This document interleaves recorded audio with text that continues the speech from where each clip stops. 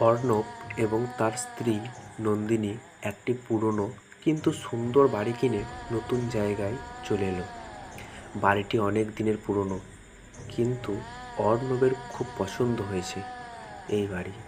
তবে নন্দিনী কিছুটা আতঙ্কিত ছিল, কারণ সে শুনেছিল যে এই বাড়িতে কিছু অদ্ভুত ঘটনা ঘটে।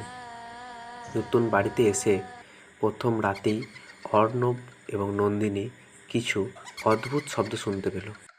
ঘরের মধ্যে কোথাও যেন কাঁচ ভাঙার শব্দ হচ্ছে, আবার কখনো কখনো ছোট ছোট পায়ের আওয়াজ।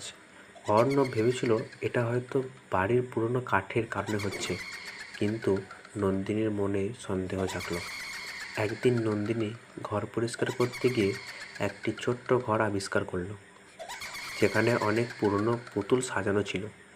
পুতুলগুলির মুখ এমন এক অদ্ভুত অভিব্যক্তির ছিল যা দেখে নন্দিনীর শরীর শিউরে উঠল।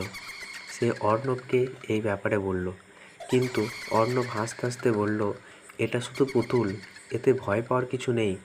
এরপর এক রাতে নন্দিনী স্বপ্ন দেখল সেই পুতুলগুলি যেন তার দিকে এগিয়ে আসছে। ঘুম ভেঙে দেখল পুতুল ঘরের দরজা খোলা। তার পরের দিন সকালে নন্দিনী ঘরে বসেছিল, হঠাৎ করেই পুতুল ঘরের দরজা নিজে থেকে খুলে গেল। নন্দিনী আর সহ্য করতে না পেরে পুতুলগুলি ঘর থেকে বের করে ফেলল। নন্দিনী গ্রামের পুরনো একজন মানুষের কাছে জানতে পারল যে এই পুতুলগুলি এক ছোট্ট মেয়ে ছিল, যাকে এই বাড়িতে হত্যা করা হয়েছিল।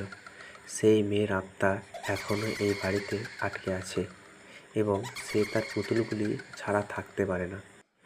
অর্ণব এবং নন্দিনী মিলে সেই মেয়ের আত্মার মুক্তির জন্য পূজা করল।